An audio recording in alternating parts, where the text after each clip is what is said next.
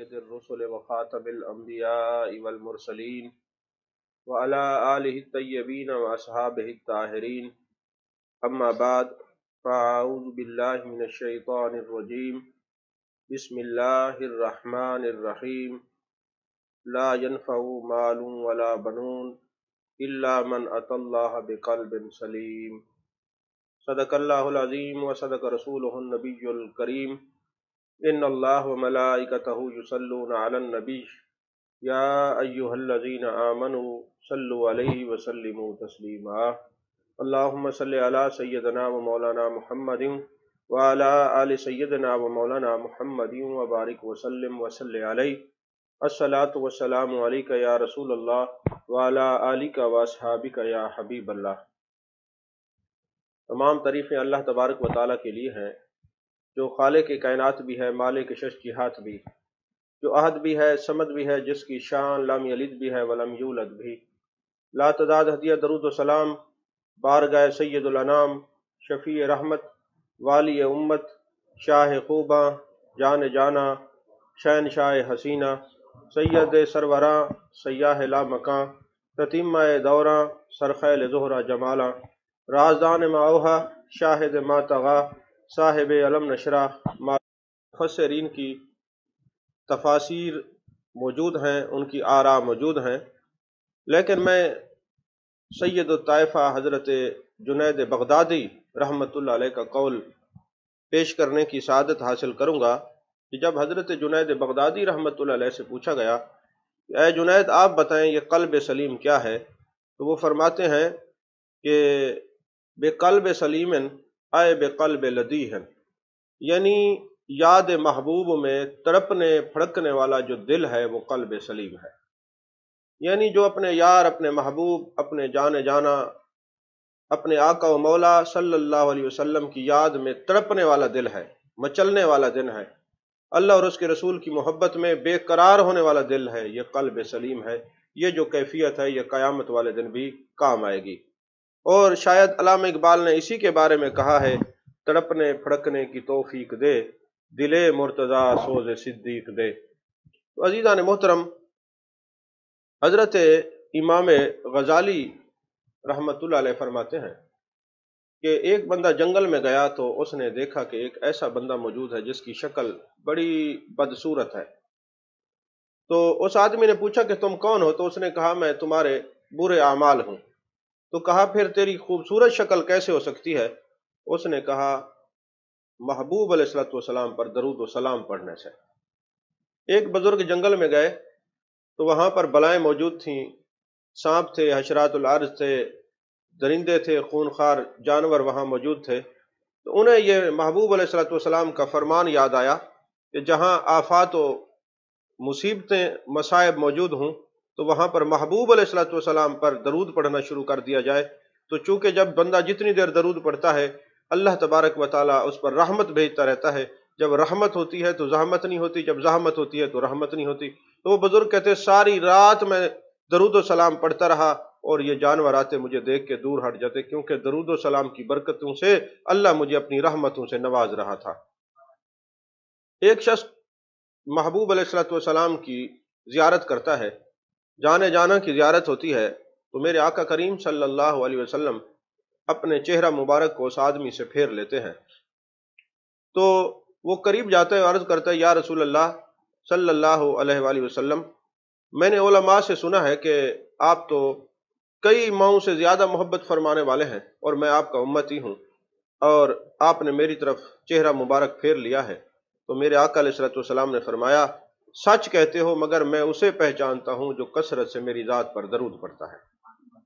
تو عزیزان محترم، امام غزالی مکاشفۃ القلوب کے اندر اور دوسری اپنی کتب کے اندر لکھتے ہیں کہ یہ جو تڑپ ہے نا محبوب کی، یاد محبوب پر تڑپ اور بے چینی انسان کو اپنے محبوب کے قریب کر دیتی ہے، اور فرماتے ہیں یہ زبانی کلامی دعویٰ نہیں ہونا چاہیے کہ ہمیں اپنے محبوب سے محبت ہے، اپنے آقا و مولا سے محبت ہے، اپنے رب رسول سے محبت ہے۔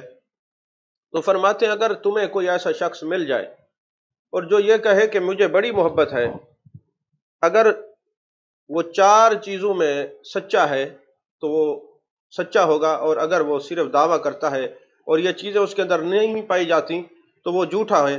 فرماتے پہلی بات تو یہ ہے کہ جو جنت کی محبت کا دعویٰ کرے مگر نیکی نہ کرے، یہ تو کہے کہ میں جنت میں جاؤں گا اور میں جنتی ہوں مگر نیکی سے دور بھاگے، ابھی وہ سچائی کے مقام پر فیض نہیں ہوا۔ فرمایا دوسرا شخص جو محبت رسول صلی اللہ علیہ وسلم کا دعویٰ تو کرے مگر علماء اور صلحاء کو دوست نہ رکھے، ان سے بغض رکھے۔ فرمایا علماء اور صلحاء سے بغض رکھنے والا محبت رسول صلی اللہ علیہ وسلم کے دعوے میں جھوٹا ہے، سچا نہیں ہے۔ جو محبت رسول صلی اللہ علیہ وسلم کا دعویٰ کرے اور اس میں سچا ہوگا، اس کے اندر یہ نشانی ہوگی کہ علماء، صلحاء، کاملین، واصلین اور اولیاء سے محبت کرنے والا ہوگا۔ اور پھر فرماتے تیسرا جو آگ سے ڈرنے کا دعویٰ کرے مگر گناہ نہ چھوڑے، اور کہے جی میں جہنم سے بچ جاؤں، آگ سے بچ جاؤں، اور کہے جی میں تو بڑا ڈرتا ہوں، لیکن نیکی جو ہے وہ نہ کرے اور گناہ کو نہ چھوڑے، تو وہ اپنے دعویٰ میں جھوٹا ہے۔ اور فرمایا چوتھا وہ شخص ہے جو شخص اللہ کی محبت کا دعویٰ کرے مگر تکالیف کی شکایت کرے، یعنی جب کوئی اس پر آزمائش آتی ہے پھر وہ کہہ دیتا ہے کہ مجھے تکلیف ہو رہی ہے، مجھے یہ مسئلہ ہے۔ تو جو شخص اللہ کی محبت کا دعوے دار ہوگا، اور اللہ نے فرمایا والذین آمنوا اشد حبا للہ، اور ایمان والے اللہ سے ٹوٹ ٹوٹ کر محبت کرتے ہیں۔ تو امام غزالی فرماتے محبت کرے مگر جو ہے وہ شکایات بھی نہ کرے کہ مجھے فلاں تکلیف آئی ہے، مجھے فلاں آزمائش آئی ہے۔ تو حضرت ابو بکر شبلی رحمۃ اللہ علیہ جو ہیں بہت بڑے بزرگ ہیں، ان سے کسی نے کہا مجھے آپ سے بڑی محبت ہے، تو آپ نے پتھر اٹھا کے لوگوں کو مارنا شروع کر دیا، اور جب پتھر اٹھائے تو لوگ بھاگ گئے۔ فرمایا دیکھا تم جو ہے دعوائے محبت تو کرتے ہو مگر یار کی تھوڑی سی آزمائش پر بھی تم کامیاب نہیں ہو سکتے اور بھاگ جاتے ہو۔ اور حضرت ابو بکر شبلی کا یہ معمول تھا رحمۃ اللہ علیہ کا کہ آپ نا ایک مٹھائی کا تھیلا ہر وقت اپنے پاس رکھتے تھے، جب کوئی آپ کے سامنے اللہ کا ذکر کرتا، جانے جانا کا ذکر کرتا، جانے کائنات صلی اللہ علیہ وسلم کا ذکر کرتا، تو آپ اس تھیلے سے مٹھائی نکالتے اور اس بندے کو کھلاتے اور فرماتے کہ تم نے میرے یار کا ذکر کیا، یہ لو منہ میٹھا کر لو۔ یہ ایک کیفیت تھی محبت کی۔ اور پھر کچھ عرصہ ہوا وہ کیفیت بدلی، اور پھر جو ہے آپ لوگوں کو جو ہے کوئی اللہ کہتا تو آپ تلوار نکال لیتے، فرماتے تم میرے محبوب کا نام بغیر وضو کے لیتے ہو۔ عزیزان محترم، یہ پتھر جانے جانا کے نام پر کھانے والا، یہ دیوانہ، محبوب علیہ الصلوۃ والسلام کی محبت میں الست اور مست رہنے والا، یہ کیسے ہو سکتا ہے کہ یہ اپنے یار کے نام پر پتھر کھائے اور دیوانگی کا لیبل لگا ہو اور محبوب اس کی خبر نہ لے؟ یہ کیسے ہو سکتا ہے؟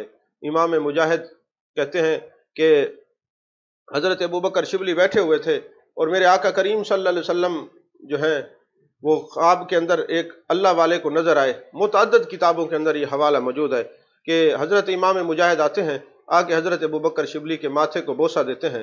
لوگوں نے پوچھا یہ تو دیوانے ہیں، آپ ان کو محبت سے اتنا پیار کیوں کریں؟ فرمایا رات میں نے جانے جانا کی مجلس میں دیکھا ہے، میرے آقا کریم صلی اللہ علیہ وآلہ وسلم کی مجلس لگی ہوئی تھی کہ میرے آقا علیہ الصلوۃ والسلام نے حضرت ابو بکر شبلی کے ماتھے کو بوسہ دیا ہے۔ جب ان سے پوچھا گیا کہ آپ کون سا ایسا عمل کرتے ہیں جس کی وجہ سے میرے آقا علیہ الصلوۃ والسلام اتنا کرم فرما رہے تھے، تو فرماتے ہیں جب میں فرض نماز پڑھتا ہوں تو آیت الکرسی پڑھنے کے بعد میں پڑھتا ہوں لقد جاءکم رسول من انفسکم عزیز علیہ ما عنتم حریص علیکم بالمؤمنین رؤوف الرحیم، اور پھر میں پڑھتا ہوں صلی اللہ علیہ یا محمد، صلی اللہ علیہ یا رسول اللہ، یہ 3 بار پڑھتا ہوں۔ اور جب کوئی بندہ جانے جانا کی محبت میں تڑپتا ہے، مچلتا ہے، یہ کیسے ہو سکتا ہے میرے آقا کریم صلی اللہ علیہ وسلم اس کو دیدار نہ کروائے؟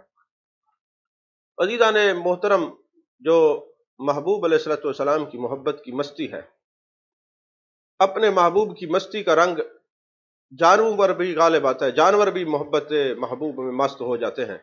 جیسا کہ اونٹ اگر اپنے محبوب کی محبت میں مست ہو جائے تو 40 دن تک گھاس نہیں کھاتا، اور اس محبت میں اتنا دور چلا جاتا ہے کہ کئی من وزن اس کے اوپر بھی رکھ دیا جائے تو وہ اس کو بھی محسوس نہیں کرتا، بس وہ اونٹ یاد محبوب میں مچلتا رہتا ہے، نہ چارے کا ہوش ہوتا ہے، نہ کھانے کا غم ہوتا ہے، نہ طاقت کا کوئی ڈر ہوتا ہے۔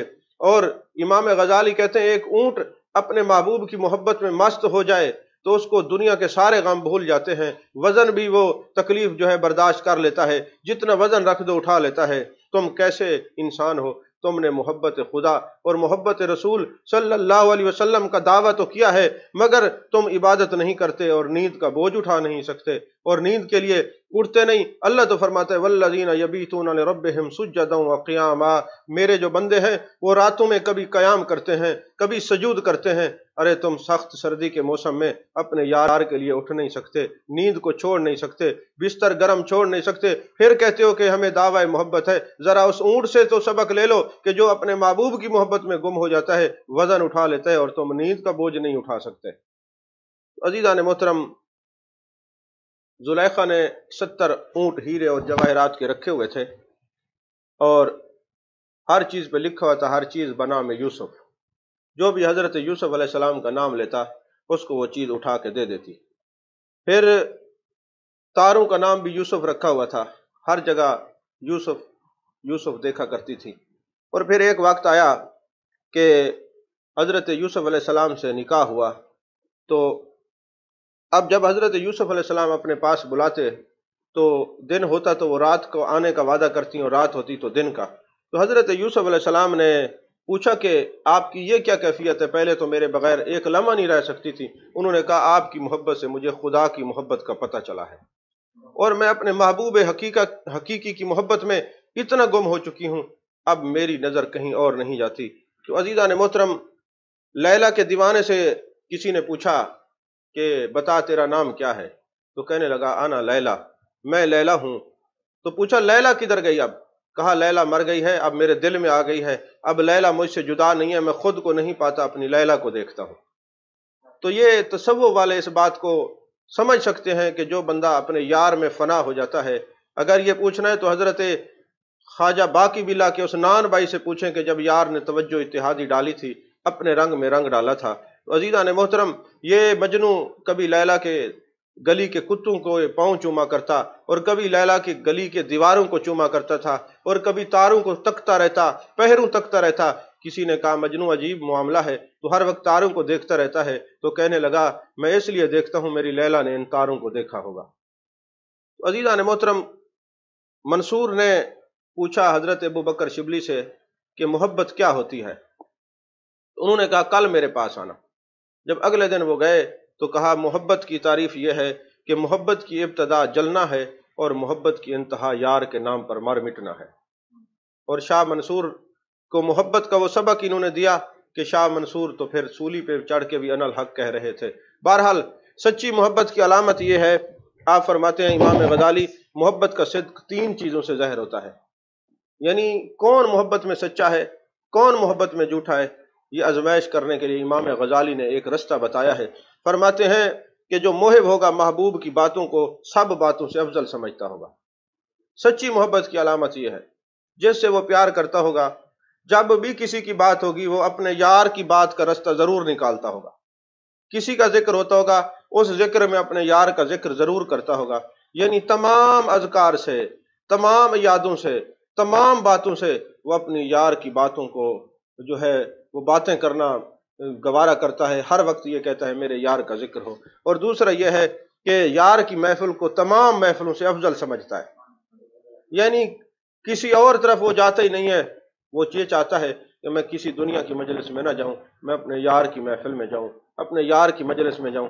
वो फिर जिसको सच्ची मोहब्बत होती है, दुनिया की सारी महाफिल मजालिस उसको भूल जाती हैं। वो इस इंतजार में रहता है कि मेरा महबूब मुझे बुलाए, मैं सारी दुनिया की महाफिल तर्क कर दूं और अपने यार की महफिल में मौजूद हूं।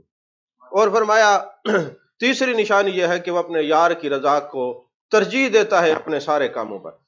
उसके यार का सरे तस्लीम खम रहता है, हर वक्त अपनी गर्दन को झुका के रखता है कि मेरी रजा कोई नहीं, मेरा अपना मामला कोई नहीं, मेरा यार की जो रजा होगी वही मेरी रजा है। तो अब हमें ये मवाजना करना चाहिए कि महबूब की महफिल हो और हमें वक्त ना हो, महबूब का जिक्र हो और हमें वक्त ना हो, महबूब की रजा हो और हमें वक्त ना हो। तो ये मोहब्बत का दावा तो हम कर रहे हैं, हकीकी मोहब्बत का ज़ौक़ कभी हमने चखा नहीं है।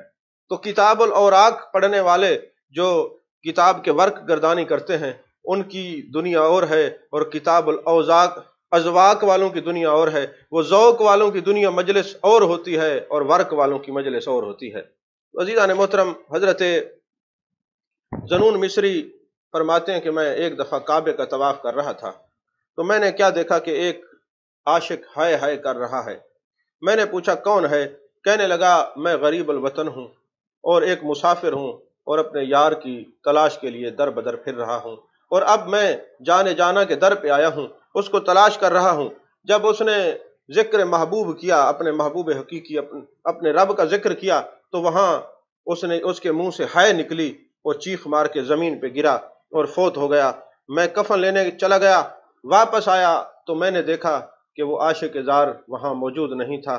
میں بڑا پریشان ہوا کہ میں مولا کے عاشق کے لیے کفن لینے کے لیے گیا تھا، یہیں تو وہ گرا تھا، یہیں تو اس کا وصال ہوا تھا، یہیں تو اس کا انتقال ہوا تھا، یہاں ہی اسی مقام پہ تو وہ فوت ہوا تھا، کہاں چلا گیا؟ تو ہاتف غیبی سے آواز آئی، اے ذنون، یہ میرا عاشق تھا، اس کی زندگی میں شیطان اس کو ڈھونڈتا رہا مگر پا نہ سکا، دروغہ جہنم نے تلاش کیا مگر پا نہ سکا، رضوان جنت تلاش کرنے کے وجود پا نہ سکا۔ میں نے پوچھا کہاں ہے؟ جواب آیا وہ اپنے عشق کی وجہ سے اپنے رب کے حضور پہنچ گیا ہے، اپنے عشق کی وجہ سے اپنے رب کے حضور پہنچ گیا ہے۔ عزیزان محترم، امام غزالی لکھتے ہیں کہ جب کوئی بندہ ہر وقت سب کچھ اپنے یار پر قربان کر دیتا ہے، نثار کر دیتا ہے، تو اس کی دل کی دنیا بدل جاتی ہے، پھر وہ دنیا کے غم آزمائشوں سے پریشان نہیں ہوتا۔ تو ایک بندے کا وہ ذکر کرتے ہیں مکاشفۃ القلوب کے اندر، فرماتے ہیں کہ ایک منافق تھا اور کنجوس بھی تھا۔ منافق کی نشانی ہے کہ منافق جو ہوگا کنجوس بھی ہوگا، اور سخی جو ہوتا ہے نا، وہ سخی اللہ کو بڑا پیارا ہوتا ہے۔ تو چونکہ اب یہ موضوع نہیں ہے، ورنہ اس پر سیر حاصل گفتگو کی جا سکتی تھی، تو وہ منافق اور کنجوس کہنے لگا اپنی بیوی کو کہ خبردار، گھر سے کوئی چیز اللہ کے نام پر نہیں دینی۔ اب یہ کہہ کے چلا گیا، تو جب واپس آیا تو کیا دیکھتا ہے کہ اس کے دروازے پر ایک سائل آتا ہے اور دروازے پہ دستک دیتا ہے اور اس کی بیوی کو کہتا ہے کہ خدا کے نام پر مجھے روٹی دے دو۔ تو جتنی روٹیاں پڑی تھیں وہ اللہ کا نام سنتے ہی ساری روٹیاں اٹھا کے اس نے دے دی۔ اب وہ روٹیاں لے کے چلا گیا، تو یہ منافق، یہ کنجوس جب آیا، اس نے دیکھا کہ بھئی روٹیاں لے کے جا رہے، اور رومال پہچان لیا میرے گھر کا ہے، اور پوچھا یہ کہاں سے لایا؟ اس نے کہا یہ سامنے جو گھر ہے ادھر سے میں یہ روٹیاں لایا ہوں۔ اب بھاگتا ہوا بیوی کے پاس گیا اور کہنے لگا تم نے روٹیاں کیوں دی ہیں؟ کہنے لگی اس نے میرے محبوب حقیقی میرے رب کا نام لیا ہے تو میں نے سب کچھ اٹھا کے دے دیا ہے۔ کہا میں تجھے رب کا نام دیتا ہوں، یہ تنور جل رہا ہے، اس میں داخل ہو جا، اگر تجھے اتنا محبوب حقیقی سے پیار ہے نا تو اس کے اندر داخل ہو جا۔ تو وہ اٹھی اور اس نے زیور پہنے، تیاری کی اور تنور میں جانے لگی۔ تو اس کنجوس نے کہا یہ زیور پہن کے کیوں جا رہی ہو؟ اس نے کہا میں محبوب حقیقی کی ملاقات کے لیے جا رہی ہوں، اس لیے بن سنور کے جا رہی، کیونکہ میرے محبوب حقیقی نے مجھے یاد فرمایا ہے۔ تو وہ تنور میں چلی گئی اور اس نے اوپر سے جو ہے ڈھکن بند کر دیا۔ اس نے یہ سمجھا کہ میری گھر والی یہ سخیہ تھی، یہ دنیا سے چلی گئی ہوگی، جل کے راکھ ہو گئی ہوگی۔ 3 دن کے بعد جب اس نے وہ ڈھکن اٹھایا تنور کا، کیا دیکھتا ہے کہ وہ صحیح سلامت آگ کے اندر بیٹھی ہوئی ہے، آگ نے اس کے جسم کو جلایا نہیں۔ بڑا پریشان ہوا، ہاتف غیبی نے آواز دی کیا تو نہیں جانتا کہ آگ ہمارے دوستوں کو نہیں جلاتی، آگ ہمارے دوستوں کو نہیں جلاتی۔ یا نار کونی بردوں و سلامن علی ابراہیم، تو نے نہیں پڑھا قرآن؟ ہم اپنے محبوبوں پر، اپنے دوستوں پر آگ کو ٹھنڈا کر دیتے ہیں۔ تو عزیزان محترم، ایک اور واقعہ جو روح البیان کے اندر ہے اور حیات الحیوان کے اندر علامہ دمیری علیہ الرحمہ نے لکھا ہے، وہ عرض کر کے گفتگو ختم کر رہا ہوں تاکہ ہمارا ذوق پیدا ہو جائے کہ ہم اپنے تمام معاملات اپنے رب کے سپرد کر دیں، پھر پریشانی کا کوئی جو ہے وہ کیفیت اور وہ معاملہ ہمارے سامنے نہیں آئے گا۔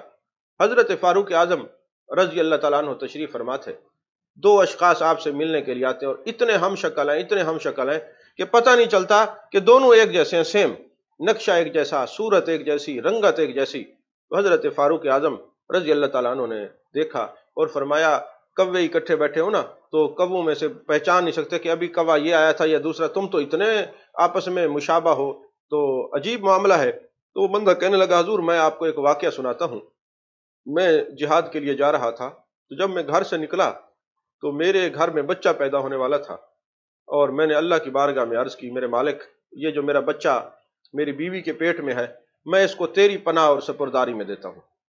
یہ کہہ کر میں چلا گیا۔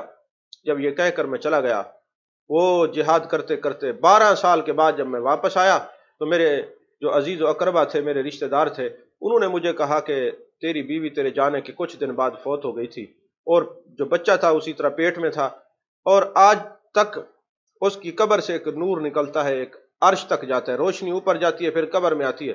تو میں نے کہا میری گھر والی بڑی نیک اور صالحہ خاتون تھیں، بڑی عبادت گزار، شکر گزار اور تہجد گزار خاتون تھیں۔ بہرحال جب میں اس کی قبر پہ گیا تو قبر پھٹ گئی، یہ 12 سال کا بچہ باہر نکلا، اور میں بڑا پریشان ہوا کہ یہ قبر سے باہر نکلا ہے، 12 سال یہ قبر میں کیسے رہا؟ تو میں بارگاہ خدا بندی میں سجدہ ریز ہوا تو ہاتف غیبی سے آواز آتی ہے، اے شخص، تو نے اپنے بچے کو اپنے رب کی پناہ میں دیا تھا، تیرے رب نے 12 سال اس کی حفاظت فرمائی ہے، اور اگر تو اپنی بیوی کو بھی اپنے رب کی پناہ میں دیتا تو اللہ اس کی بھی حفاظت فرماتا۔